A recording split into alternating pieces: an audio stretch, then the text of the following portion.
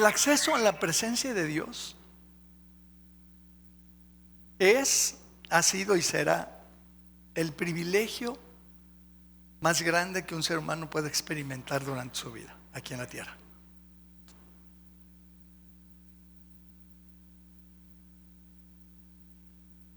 El acceso a la presencia de Dios, el acceso, el poder acceder a la presencia de Dios, ha sido y será siempre el privilegio más grande que un ser humano puede experimentar en la tierra, en su vida.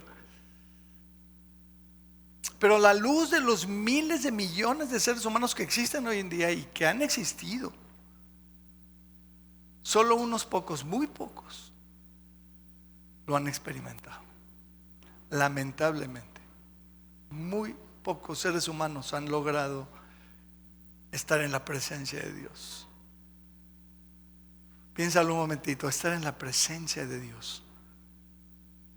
Uf. ¿No?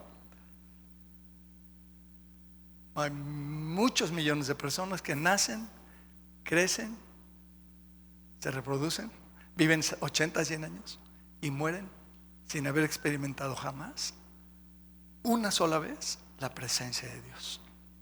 Ni una sola vez. Y no estoy hablando de orar. No estoy hablando de orar, porque orar es otra cosa.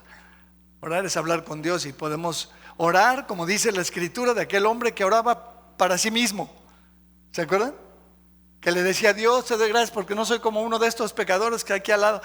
Estaba orando consigo mismo. Dios no estaba oyendo esa oración. ¿Estás de acuerdo? Estamos hablando aquí no de orar, sino de que Dios nos hable a nosotros. De eso estamos hablando, porque cuando entramos a la presencia de Dios, ¿sabes qué va a pasar? ¿Sabes qué va a pasar? Dios se va a hablar. Porque Dios habla o no habla. Dios es un palo, Dios es una piedra a la que hay que pedirle y Él no contesta. No, ese no es el Dios de la Biblia. Ese no es el Dios que conocemos. El Dios que conocemos es un Dios vivo. Y si entras a la presencia de Dios y conectas con Dios, ¿qué crees que va a hacer? Te va a hablar. Porque Él es así. A Dios le gusta hablar con los humanos. Estamos hablando de que de alguna manera Dios se nos manifieste. ¿Sí?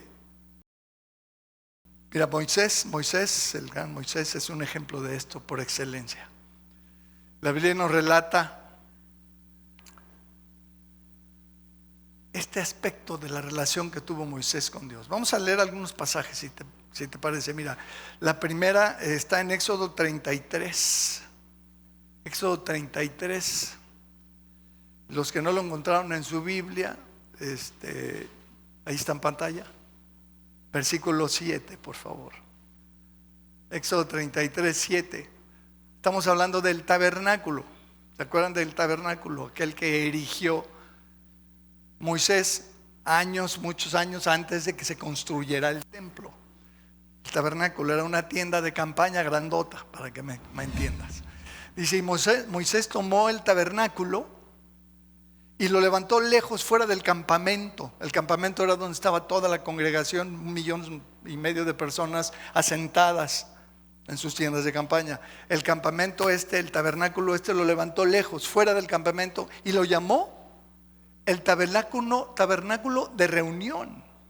Y cualquiera que buscaba a Dios, cualquiera que buscaba a Jehová, salía al tabernáculo de reunión que estaba fuera del campamento. Y sucedía que cuando salía Moisés al tabernáculo, todo el pueblo se levantaba y cada cual estaba en pie a la puerta de su tienda y miraban en pos de Moisés hasta que él entraba en el tabernáculo. ¿Puedes ver la escena? Moisés caminando despacio ahí ¿no? Y todo el mundo en la puerta de sus tiendas viendo qué está pasando. Ahí va Moisés. Se corría la voz y todo el mundo salía a la puerta de la tienda de cada quien. Ahí va Moisés, ya va caminando y ya llegó el tabernáculo. ¡Clic! Ya se metió. Esa era la escena, ¿no? Versículo 9. Cuando Moisés entraba en el tabernáculo, la columna de nube descendía una nube descendía y se ponía a la puerta del tabernáculo. Y Jehová hablaba con Moisés. Y Jehová hablaba con Moisés, y viendo todo el pueblo la columna de nube que estaba a la puerta del tabernáculo, se levantaba cada uno a la puerta de su tienda y adoraba, porque sabían que había descendido la presencia de Dios, porque Moisés ahora estaba en la presencia de Dios al interior del tabernáculo. Por eso adoraban. Y luego versículo 11 dice: y hablaba Jehová a Moisés cara a cara, como habla cualquiera con su compañero, con el de al lado. ¿Tú qué tal? Ya los vi a algunos de ustedes platicando mientras estábamos en las acciones de gracias, ¿no? ¿Cómo hablamos con el de al lado, con nuestra gente con la que convivimos? Pues muy naturalmente, ¿sí o no? Tampoco no. Somos platicadores, somos parlanchines, todos así somos, hablamos. Oye, ¿qué onda? ¿Y a qué hora se vas? ¿Y a qué hora viniste? ¿Y cómo? ¿Y por qué? ¿Y por qué te pusiste eso? ¿Y por qué no te lo trajiste? Y hablamos y hablamos y hablamos y hablamos. Y no somos tan formales. Es raro la formalidad entre nosotros, aunque hay gente que luego le gustan las formalidades, ¿no? Pero en general no usamos tanto la formalidad, ¿no es cierto? ¿O sí? Yo no voy con alguien en las mañanas a decirle: oh, esposa mía, buenos días y maravillosos los tenga usted, señora. ¿Cómo te levantaste? ¿Cómo estás? ¿Cómo te sientes? ¿Qué tal el dolor aquel? ¿No? O sea, hablamos y ¿qué onda? Ponemos el café y hablamos y platicamos. Así era la relación entre Dios y Moisés. Hablaban como habla cualquiera con su compañero. Así era la relación. Luego, si tú sigues leyendo, no lo voy a leer todo. Moisés le pide a Dios y le dice: oye, porque Dios le dice: oye, váyanse para allá. Y Moisés le dice a Dios: oye, si tu presencia no va conmigo y no va con nosotros. No, gracias. Versículo 15, ahí es donde estamos. Moisés respondió: si tu presencia no de ir conmigo, no nos saques de aquí. Moisés tenía claro que la diferencia de la misión y de lo que iban a hacer estaba en la presencia de Dios. Sin tu presencia no quiero nada, Señor. Sin tu presencia no me lleves a ningún lado. Sin tu presencia no quiero el proyecto. Es lo que le está diciendo Moisés. Porque Dios le dijo: camina, llévate al pueblo para allá. Vámonos a la tierra prometida.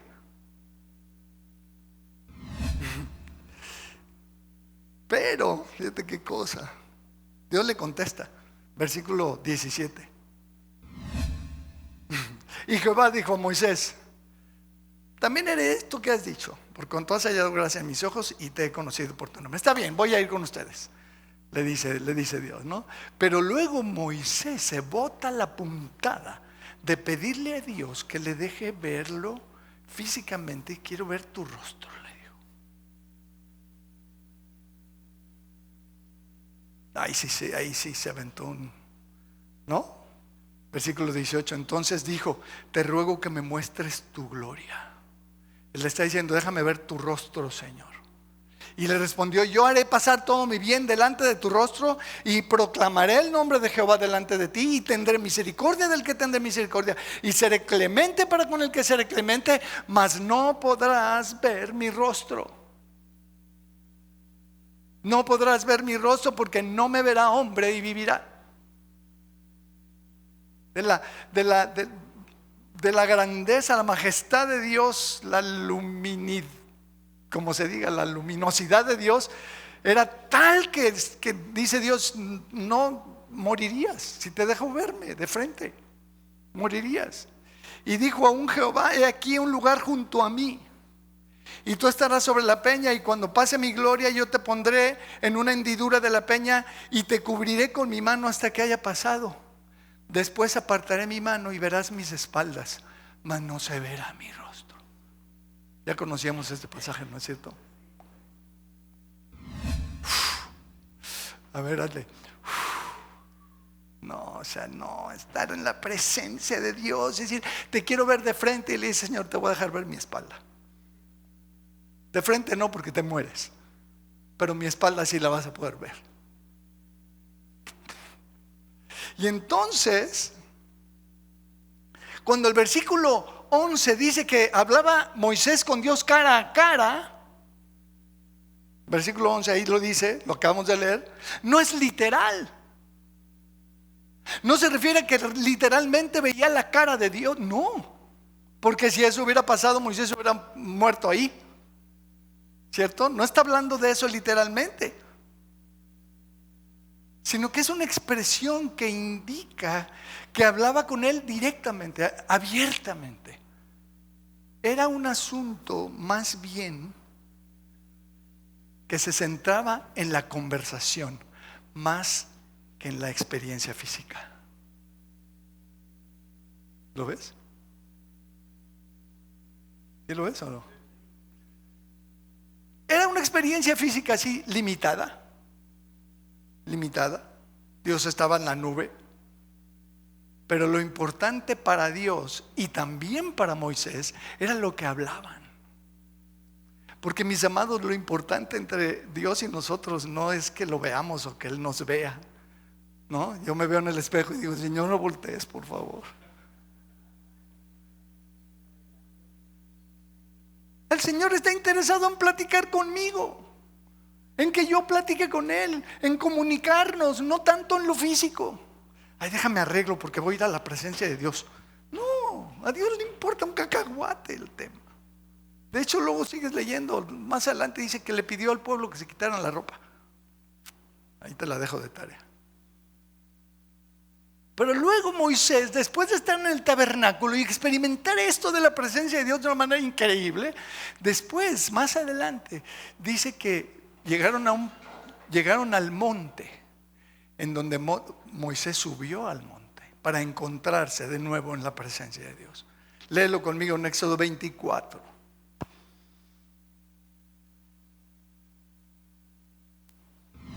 Entonces Moisés subió al monte y una nube cubrió el monte, en el versículo 15, perdóname, Dani, 24:15. ¿Ya estás ahí? Versículo 16, y la gloria de Jehová reposó sobre el monte Sinaí. Y la nube, aquella nube que bajaba allá en el tabernáculo, lo cubrió durante 6 minutos y al 7º minuto lo llamó de en medio de la... ¿No, verdad? ¿Leí mal? ¿Leí mal? ¿Estás leyendo conmigo? ¿Qué leí mal? ¿No fueron horas? 6 horas. A ver, espérame tantito aquí, Moisés. 6 horitas, 6 horas. Espérame, ahorita hablamos. ¿6 qué? Me rindo. 6 días tuvo que esperar para iniciar la conversación con Dios. 6 días, hermanos. Sin duda, Moisés y Dios no podrían vivir en esa época digital, ¿no? Que mando un WhatsApp y si no me lo contestan a los 30 segundos ya estoy haciendo un berrinche, ¿no? ¿Sí o no? Todos somos una bola de berrinchudos, ¿a poco no? No nos gusta que no nos contesten rápido. 6 días. 6 días.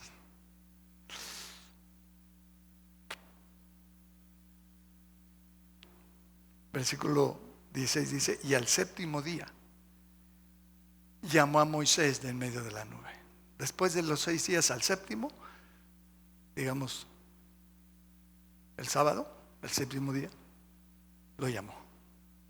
Y la apariencia de la gloria de Jehová era como un fuego abrasador en la cumbre del monte a los ojos de los hijos de Israel. Y entró Moisés en medio de la nube y subió al monte, y estuvo Moisés en el monte 40 días y 40 noches. Y luego dice que durante los cuales no comió ni bebió agua. Hizo un ayuno de 40 días. Después de eso, capítulo 31, versículo 18, tú puedes leer todo lo que le dice y todo lo que platica con él, un montón de cosas, pero ya en el versículo 31 dice que desciende del monte. Versículo 31, 18, dice Éxodo 31, 18, y dio a Moisés, cuando acabó de hablar con él, ¿cuándo? Cuando acabó de ¿qué? De hablar con él. Dios tenía mucho que decir y cuando acaba de hablar con él, En el monte Sinaí le dio las 2 tablas del testimonio, tablas de piedra escritas con el dedo de Dios. ¿Te imaginas? ¿Qué cosa esas piedras escritas con el dedo de Dios? Impresionante, ¿no? Pues baja Moisés, se encuentra al pueblo desenfrenado en un festín y en una locura, y tú puedes leerlo ahí en la Biblia y ya lo sabes, y rompe las tablas. No, por Dios, ¿qué has hecho, Moisés? Romper las tablas que Dios te había dado, que las escribió con su mismo dedo. Dios tiene dedos, ¿verdad? Ahora que me acuerdo. Tiene manos, tiene pies, camina, tiene espaldas, tiene rostro, tiene ojos, ve, tiene boca y habla, tiene oídos y oye. Tú y yo tenemos lo mismo, pero estamos así porque estamos hechos a su imagen y a su semejanza. Por eso tenemos todo esto, porque Él también lo tiene. Si Él no tuviera oídos, no tendríamos. ¿Estás de acuerdo? No es al revés. Pero bueno, rompe las tablas, hace todo lo que ya podemos leer ahí en la Biblia. Y luego en Éxodo 34:1, por favor, le pide que vuelva a subir al monte. Y ve lo que le dice Dios. Jehová le dijo a Moisés: alízate 2 tablas de piedra como las primeras. O sea, las rompiste, ahora tú fabrícate las nuevas. Y escribiré sobre estas tablas las palabras que estaban escritas en las tablas primeras que quebraste. Prepárate pues para mañana y sube de mañana al monte Sinaí y preséntate ante mí. Preséntate ante mí, en mi presencia, sobre la cumbre del monte. Y no suba hombre contigo, ni parezca alguno en todo el monte. Ni ovejas ni bueyes pascan delante del monte. Y Moisés alisó 2 tablas de piedra como las primeras, y se levantó de mañana y subió al monte Sinaí como le mandó Jehová, y llevó en su mano las 2 tablas de piedra. Por cierto, no tenía Black and Decker para limar las piedras. O sea, lo hizo a manita.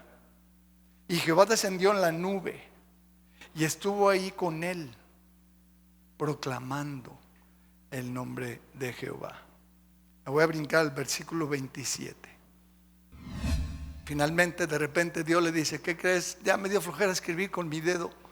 Y le dice, Jehová dijo a Moisés: escribe tú estas palabras. Conforme a estas palabras se ha hecho contigo pacto y con Israel.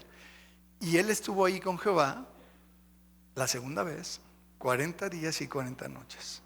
No comió pan ni bebió agua, y escribió en tablas las palabras del pacto, los 10 mandamientos. Otros 40 días y noches de ayuno. A él sí habría que regañarlo de veras por ayunar, ¿no? Para que luego no me anden regañando a mí que disque porque ayuno. Tú puedes leer este resumen en Deuteronomio 9, no lo busques, luego lo buscas tú. 9 del 9 al 19, ahí está un resumen de todo eso que estamos leyendo. Pero ve ahora el versículo 29, Éxodo 34:29. Dice: aconteció que descendiendo Moisés del monte Sinaí con las 2 tablas del testimonio en su mano, las segundas, al descender del monte, no sabía Moisés que la piel de su rostro resplandecía. Después que hubo visto a Dios, después que hubo hablado con Dios. Y Aarón y todos los hijos de Israel miraron a Moisés, y aquí la piel de su rostro era resplandeciente, y tuvieron miedo de acercarse a él. Entonces Moisés los llamó, y Aarón y todos los príncipes de la congregación volvieron a él. Ya se habían ido corriendo, muertos de miedo. Y Moisés les habló: vengan, regresen, no se vayan. Después se acercaron todos los hijos de Israel, a los cuales mandó todo lo que Jehová le había dicho en el monte de Sinaí. No todo lo que había visto Moisés, sino todo lo que le había dicho Dios en el monte de Sinaí. Y cuando acabó Moisés de hablar con ellos, puso un velo sobre su rostro. Todo el mundo sabe lo que es un velo, ¿no? Y todo el mundo hemos visto a alguna mujer con un velo en la cara, ¿no? ¿Sí estamos? No hay mucho que explicar en ese sentido. Puso un velo sobre su rostro. Cuando venía Moisés delante de Jehová para hablar con él, se quitaba el velo. ¿Hasta qué horas? hasta que salía. Y saliendo decía a los hijos de Israel lo que le era mandado. Y al mirar los hijos de Israel el rostro de Moisés, veían que la piel de su rostro era resplandeciente. Y volvía Moisés a poner el velo sobre su rostro hasta que entraba de nuevo a hablar con Dios. Como dije la semana pasada, y ahorita ya voy a aterrizar todo esto que estamos leyendo. Hemos venido hablando de nuestra relación con Dios, que no es física. ¿Se acuerdan de lo que vimos la semana pasada? Bueno, los que estuvieron. Nuestra relación con Dios es espiritual. Dice, leíamos la semana pasada, fuimos bendecidos con toda bendición material. Eso es además bendición espiritual en los lugares celestiales en Cristo. Nuestra relación con Dios es espiritual, no es física. Estos eventos en la vida de Moisés tienen un significado. Y gracias al Señor por el Nuevo Testamento en donde se nos explican. Léelo conmigo en 2 Corintios, capítulo 3, por favor. Versículo 7. Y ya voy a donde quiero llegar. ¿Va? Prepárate. ¿Sí? 2 Corintios 3:7, 2 Corintios 3:7 dice, y si el ministerio de muerte grabado con letras en piedras, ¿de qué está hablando? De las tablas de Moisés y de la grabadura de los 10 mandamientos, aquí le llama el ministerio de muerte. ¿Por qué? Porque todo lo condenaba la ley, todo era pecado en la ley. Cualquier movimiento en falso y ya pecaste. Dice, si aquel ministerio de muerte grabado con letras en piedras fue con gloria, fue grandioso, doxa, fue maravilloso, fue excelente, tanto que los hijos de Israel no pudieron fijar la vista en el rostro de Moisés a causa de la gloria de su rostro, del resplandor de su rostro, la cual había de perecer, ¿cómo no será más bien con gloria? Grandioso, resplandeciente, maravilloso, increíble, el ministerio espiritual del Espíritu, que es el que nos ocupa. Porque si el ministerio de condenación fue con gloria, porque la ley, como dije, todo lo condenaba, mucho más abundará en gloria el ministerio de justificación, que es en el que estamos tú y yo. Nosotros estamos bajo el ministerio del Espíritu de justificar al hombre por su fe. No por sus obras, sino por la fe. Nosotros hemos sido justificados delante de Dios por la fe en Cristo. Eso dice Romanos 5. Justificados pues por la fe tenemos paz para con Dios. El creyente tiene que vivir en paz porque ha sido justificado. Paz, dormir tranquilo. Vivir tranquilo, vivir en paz porque ha sido justificado delante de Dios. Estamos nosotros en este ministerio de justificación. Versículo 10. Porque aún lo que fue glorioso no es glorioso en este respecto, en comparación con la gloria más eminente. No se compara el ministerio de la ley y de condenación con el ministerio del Espíritu y de justificación. Porque si lo que perece tuvo gloria, mucho más glorioso será lo que permanece, que es el ministerio que nos ocupa a ti y a mí. Nosotros tenemos vida eterna. Nuestro ministerio y nuestra etapa es de eternidad. Es de conectar con la presencia de Dios para obtener y recibir la vida eterna. Así que, versículo 12, teniendo tal esperanza, ¿tú tienes esperanza? Esa esperanza de la gloria de Dios, ¿no? Usamos de mucha franqueza, y no como Moisés, que ponía un velo sobre su rostro. No como él, para que los hijos de Israel no fijaran la vista en el fin de aquello que había de ser abolido, como fue abolida la ley. Pero el entendimiento de ellos se embotó. ¿Sí sabes qué es embotarse? Se saturó hasta que se reventó. Se embotó su entendimiento, porque hasta el día de hoy, cuando leen el antiguo pacto, les queda otro velo diferente. ¿Cuál? El mismo velo de Moisés que anda haciendo ahora aquí, el velo de Moisés. Aquí anda danzando y rondando el velo de Moisés. El mismo velo les queda, no descubierto, el cual por Cristo es quitado. Y aún hasta el día de hoy, cuando se lee a Moisés, el velo está puesto sobre el corazón de ellos. Pero cuando se conviertan al Señor, el velo se quitará. Uf. Entonces el velo que se ponía Moisés era físico, era un trapo. Pero este velo del que está hablando no es físico. Es un velo espiritual que está, dice aquí, sobre el corazón de la gente. La gente que se basa en la ley para justificarse delante de Dios. Son millones y millones y millones de personas en América Latina y en Europa y en otros lugares que dicen: yo no he matado a nadie, yo no he robado nunca, jamás he cometido adulterio, yo guardo la ley. Perdóname, pero estás gritando que tienes un velo en la cara. Cuando tú oigas a una persona decir: yo no he matado a nadie, dile: espérame tantito, tienes un velo, compadre, que no te deja ver. Pero la cuestión es que nosotros no podemos quitar el velo. Dice aquí que ese velo lo quita Cristo. ¿Cuándo? Versículo 16: cuando se conviertan a Cristo.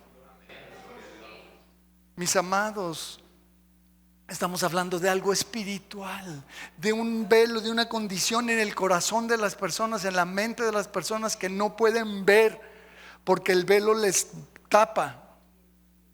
Necesitan que Jesucristo, en el momento de su conversión, les quite ese velo para que puedan ver la gracia, para que puedan ver la justificación, la obra de Cristo, la salvación, la vida eterna, el perdón de pecados, todo lo que tú y yo vemos con claridad.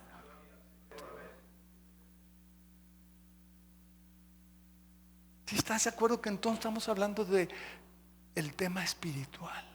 El problema del mundo no es lo físico. No hay que llevarlos y meterlos en un templo. Hay que llevarlos a los pies de Cristo. Porque ahí, en la conversión a Cristo, es donde se da este fenómeno espiritual de que se quita el velo. Y entonces la persona puede ver, como lo dice versículo 17. Fíjate, el versículo 17 y 18 está hablando de los convertidos. La experiencia del convertido, ¿cuál es? Versículo 17: porque el Señor es el Espíritu.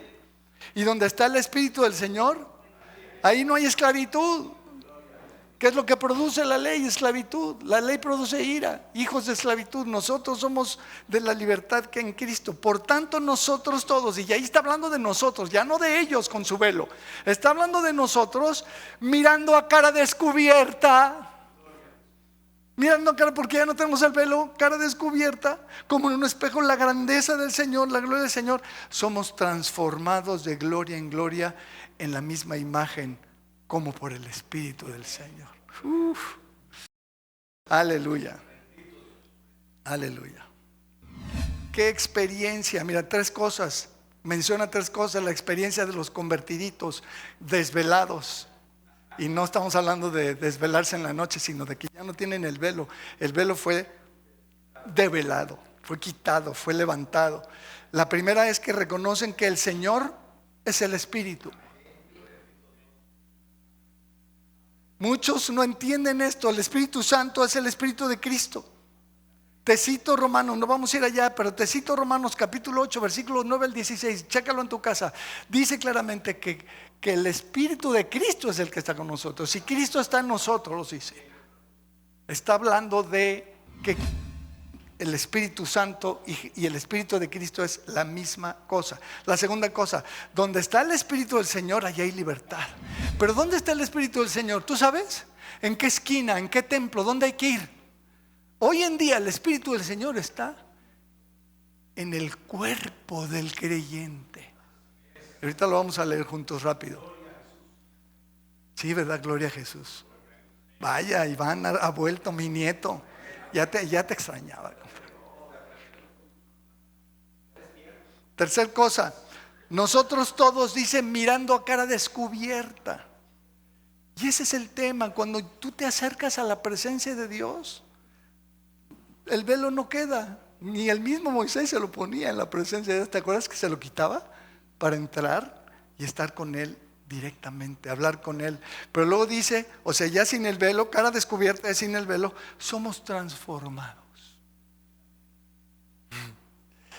Mira, mi hermano, si entrar a la presencia de Dios no nos cambia, no va a haber nada más que nos pueda cambiar. ¿Qué te gusta? ¿Cómo se apellida el psicólogo? No sirve para nada. No sirve para nada. Ni el arispe ni ningún otro. Ni el psiquiatra, que ese ya no soy yo, ¿no? Yo no atiendo loquitos, así que no me vayas a ver. Ni el psiquiatra, ni el coach, ni el grande, ni el maestro, ni el sabio, ni el picudo. No hay nada, absolutamente nada que se compare con entrar a la presencia de Dios y estar con Él a cara descubierta, porque eso te cambia. Cuando conectas con el Dios vivo, te cambia. Tú no puedes salir igual después de estar en la presencia de Dios. No se puede, no ocurre. Si vas a la presencia de Dios realmente y conectas con el Dios vivo, con Jesucristo el resucitado, te va a cambiar. No hay más. Somos transformados, dice, en la misma imagen de Él, a su imagen. ¿Se acuerdan? Romanos, etcétera. Entonces, perdón que lo diga, si no hay transformación, no ha habido conversión. Tú batallas con alguien que dices, oye, pues no se supone que eres cristiano, y no cambias, y no cambias, y no cambias, y sigues siendo igualito. Perdón, hay que revisar la conversión. Y hay que llevar a la persona a la presencia de Dios, que es donde viene la transformación. ¿Sí estamos? Gálatas capítulo 3 versículo 2 dice claramente que nosotros hemos recibido el Espíritu del Señor. Dice, esto solo quiero saber de vosotros. Y es una pregunta: ¿recibisteis el Espíritu por cumplir la ley de los 10 mandamientos o por el oír con fe? Es la fe, es por fe. Hay gente en nuestro mundo que escucha el Evangelio y no quiere creer lo que dice. Se quieren mantener en su postura, en sus ideas, con sus convicciones y con sus necedades. Perdón. Pero ir a la fe es lo que permite y faculta que recibamos al Espíritu. Es una acción de fe.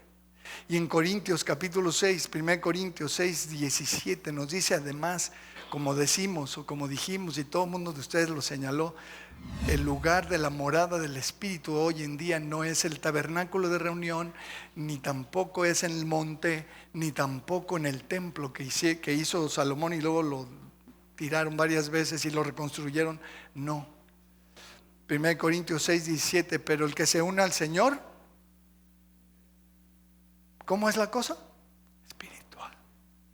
La unidad con el Señor es un asunto espiritual. Huid de la fornicación. Ay, espérame, ¿qué pasó? ¿Cambio de tema o qué? No. Cualquier otro pecado que el hombre cometa está fuera del cuerpo, mas el que fornica contra su propio cuerpo peca. ¿O ignoráis que vuestro cuerpo es el templo del Espíritu Santo, el cual está en vosotros, el cual tenéis de Dios y que no sois vuestros? La fornicación es uno de los problemas más serios del creyente. Ahorita vas a ver por qué al final. Pero estamos hablando entonces de la presencia de Dios en nosotros. Si yo recibí el Espíritu y mi cuerpo se convirtió en el templo del Espíritu Santo, ¿dónde tengo que ir para acercarme a Dios y estar en su presencia? A ningún lado. A ningún lado. ¿Sabes lo que es ningún lado? Ahí donde estás. Si tienes el Espíritu, ahí, adentro de ti.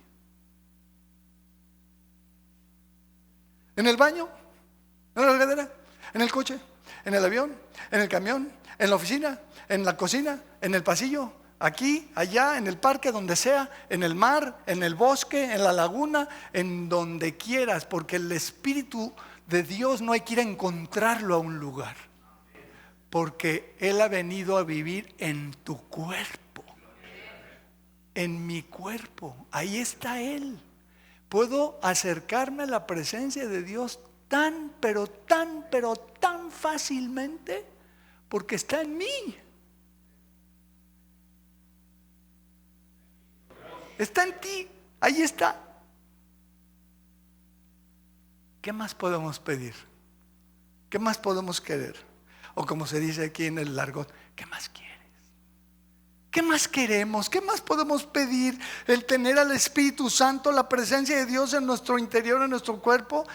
Tenemos acceso a la presencia de Dios, del Dios vivo, del Dios eterno, ya en automático, porque está dentro de nosotros. No hay que hacer esfuerzos. No hay que ir a pagar alguna lana a alguna parte. No hay que subir una montaña muy difícil de subir. No hay que meterse en una cueva muy oscura.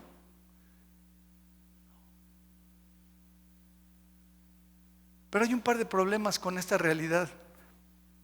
Efesios 4:30. Efesios 4:30. Y voy bien.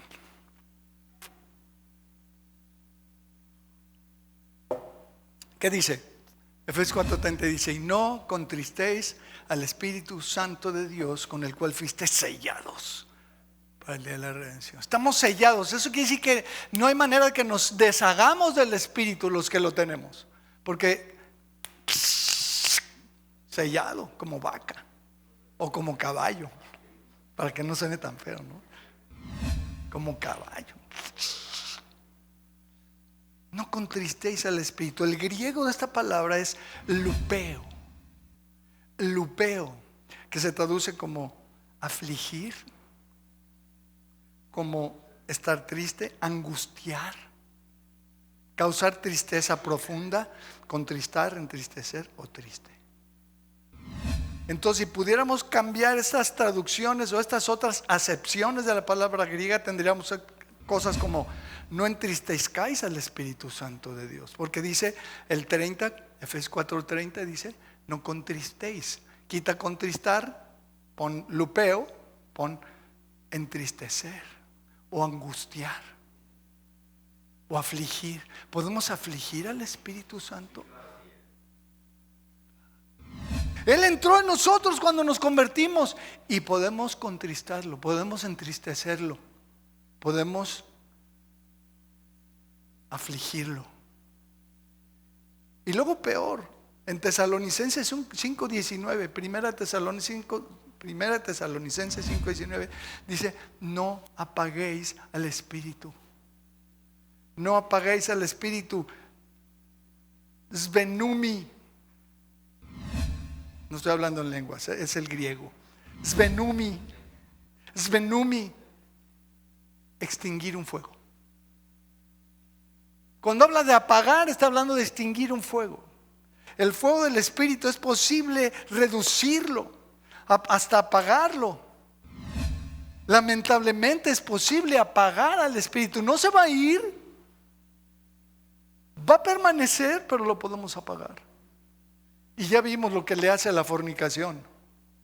Es uno de los principales. Pero si tú lees el contexto de este pasaje, luego léelo en tu casa, por favor. Está hablando, fíjate, de la mentira, de la ira, del enojo, de dar lugar al diablo, de robar, de no trabajar, de ser perezoso, de no compartir con los que tienen necesidad, de decir malas palabras, de la amargura, de los gritos, de la malicia, de la falta de benignidad, de la falta de misericordia, de la falta de perdón. Todo eso es el contexto de ese pasaje. Todo eso contrista al Espíritu. Entonces, más, esas cosas a veces contristan hasta la familia. ¿No nos duele horrible cuando vemos a uno de nuestros familiares que no quiere perdonar? ¿Cuánto más al Espíritu? O cuánto más si lo vemos que dice mentiras. ¿Sabes que hay cristianos que dicen mentiras? Pero con una facilidad. Y la vuelven a decir y la vuelven a decir y saben que están mintiendo y no, yo no fui. No, pero es que sí fuiste. No, yo no fui. Tú dijiste. No, yo no dije. No, pero no, yo no dije. Pero sí dijiste. No dije. Y mienten. O explotan en ira y dicen palabrotas. Ay, es la gracia. No. Claro, no te vas a ir al infierno por decir malas palabras. pero estás contristando al Espíritu Santo, estás entristeciendo al Espíritu de Dios, estás afligiendo al Señor que está en tu interior, lo estás apagando. No digas malas palabras, la amargura, los gritos. Ay, Dios mío santísimo. Cristianas que gritan como locas. ¿Y el Espíritu Santo dónde quedó? Ahí sigue, pero mira, así. A ver, hazle conmigo, hermana, hazle así. No grites, no grites. Contristas al Espíritu que está en tu corazón, en tu interior, en tu cuerpo. El enojo, el robo, el no trabajar, el no compartir con los necesitados, el no tener misericordia. Aquí está toda la lista, mis amados. ¿Sí estás? Bueno, voy a concluir. Y no está Caleb para que venga el teclado. En conclusión, ¿me permites concluir? Mira, muchos en la Biblia, nos dice la Biblia, que han hecho contacto con Dios. Adán, ¿no? Digo, naturalmente, fue el primero, ¿no? Caín, ¿hablaba Dios con Caín? Uf, muchísimo. Abraham, Sara, su esposa, Sara, Enoc, Isaac, Jacob, José, el soñador aquel, ¿se acuerdan? Moisés, Aarón, Samuel, un montón de los jueces, un montón de los profetas, prácticamente todos los profetas. Los reyes de Israel, ¿se acuerdan de David, de Salomón? A Salomón se le apareció físicamente 2 veces, 2 veces. Y en el Nuevo Testamento nos relata la Biblia que Pedro estaba en la azotea, ¿se acuerdan? Y le dice el Espíritu: ve, hay unos hombres en la puerta tocando el timbre, baja y vete con ellos. ¿Sí se acuerdan? Léanlo. ¿Ustedes leen la Biblia? Sí, ¿verdad? Híjole, lean la Biblia, hermanos. Ahí está en la Biblia. Pedro está ahí en la azotea, ¿verdad? Está esperando que le hagan de comer porque estaba gordito Pedro, ¿no? Y le gustaba la comida y estaban esperando, que estaba esperando. Y entonces dice que le sobrevino un éxtasis y vio un lienzo. Y el Espíritu le dijo: levántate, mata, come. No, espérate, ¿cómo? Ve con estos hombres y predícale a los no judíos. Y va y lo hace y se convierte en increíble. Pablo en repetidas ocasiones el Señor le habla y le da ánimos. Ananías, se encuentra Dios con Ananías y el Señor viene con Ananías y le dije: oye, ve a orar por Pablo. No, Señor, no, he oído que es un malandrín, ve a orar por él. ¿Recuerdan? Ananías. Felipe, oye, acércate a aquel carro donde iba el eunuco. ¿Se acuerdan? ¿Quién le dijo? El Señor. El Señor le habló al corazón y le dijo a Esteban, a Gabo, los líderes en Antioquía y un montón de otros creyentes. Pero ¿sabes qué te quiero decir? Y con eso quiero que te quedes hoy. El Espíritu Santo quiere manifestársenos a todos. A todos. Y no estoy hablando que vayas a levitar o que vas a tener sueños y visiones, no. Léelo conmigo en 1 Corintios 12:7 para que veas que esto que te estoy diciendo no me lo estoy sacando de la manga. Procuro nunca sacarme nada de la manga, ponerle Biblia a lo que digo. Dice 1 Corintios 12:7, ¿qué dice? Pero a algunos de ustedes les es dada la... Ay, no, ¿verdad? No, ¿leí mal? ¿Qué es cada uno? Todos. ¿Tú eres uno? ¿O una? A todos. Nos incluye a todos, pero a cada uno le es dada la manifestación del Espíritu para provecho. Porque a este es dada por el Espíritu palabra de sabiduría. Uy, qué bonito es eso. Cuando un hijo de Dios por el Espíritu Santo tiene palabras de sabiduría. Qué lindo, ¿no? ¿Y qué tiene? Palabras sabias. Te va a dar un buen consejo, te va a decir: no le hagas así, no te compres eso, no, mejor hazle así, ¿no? Invierte acá tu dinero, no lo que sea. Palabras de sabiduría. de sabiduría. ¿Cuánto necesitamos la sabiduría nosotros? Los hombres, dice que los hombres debemos vivir con las mujeres sabiamente, dando honor a la mujer como vasos más frágiles. Hombres todavía no entienden eso. No lo entienden. El otro día les dije en la reunión de matrimonios a los varones que tenían que tratar a sus esposas como reinas. ¿Saben cómo me fue? No se imaginan. Me querían arrancar la yugular, más de 3. ¿Cómo se te ocurre empoderar a nuestras esposas de esa manera, Pedro? ¿Qué tienes en la cabeza? Perdón, ahí dice. Y no me preguntes quién, porque no te voy a decir. Imagínatelo. Nombres y apellidos. Y a las mujeres dice la Biblia claramente que la mujer sabia edifica su casa y la necia con sus manos la derriba. Necesitamos sabiduría. Qué bendición contar con un hermano, una hermana que tiene palabras de sabiduría. Yo necesito que alguien de ustedes venga y me diga cosas con sabiduría. Y luego dice a otro,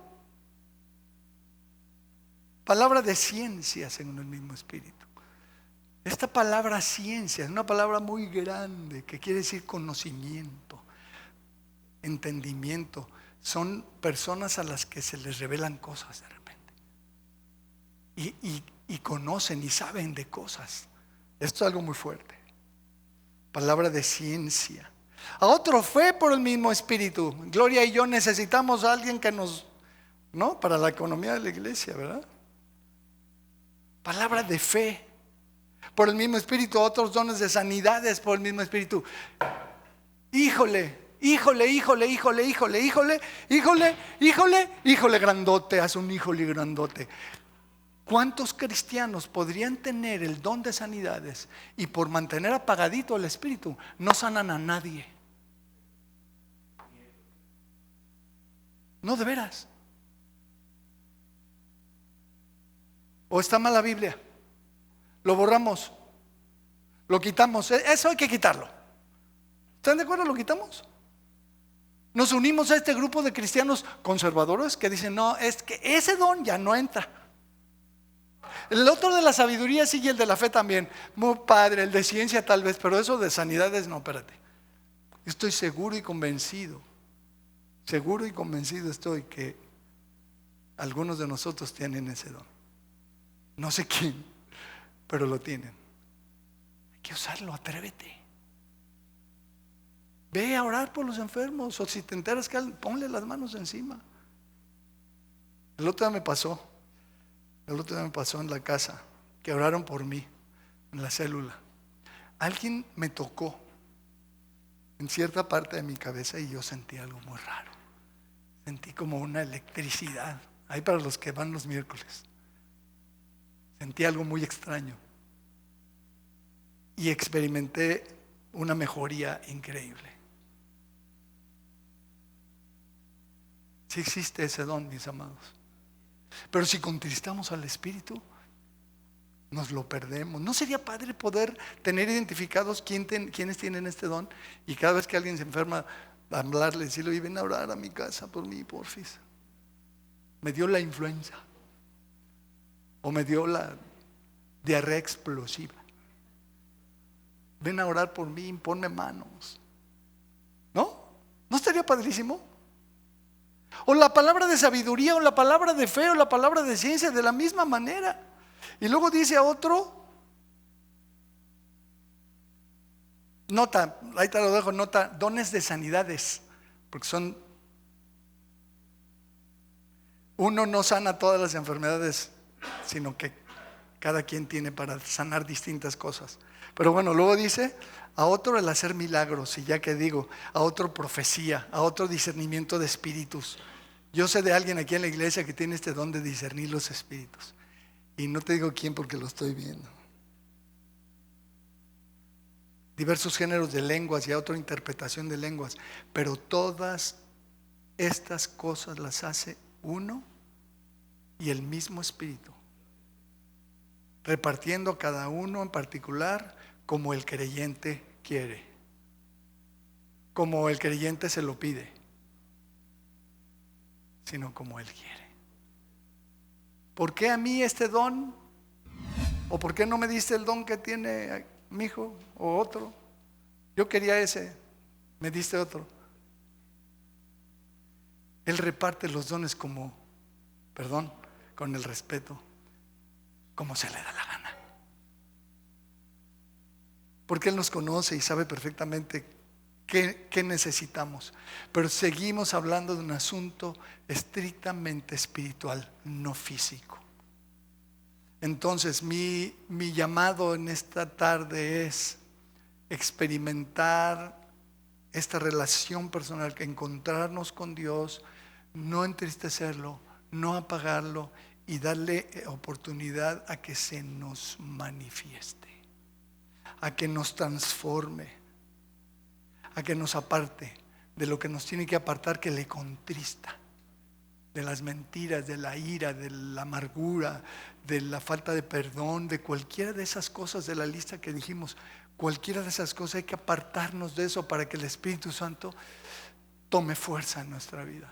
Porque si yo me mantengo diciendo malas palabras, o con mi amargura en mi corazón, o con mi falta de misericordia o de perdón, o con mis iras y mis rabietas y mis arrebatos y mis griterías, el Espíritu Santo, y ahí está, pero calladito. ¿Sí lo ves? Dejémonos transformar. ¿Tú quieres? Yo sí quiero.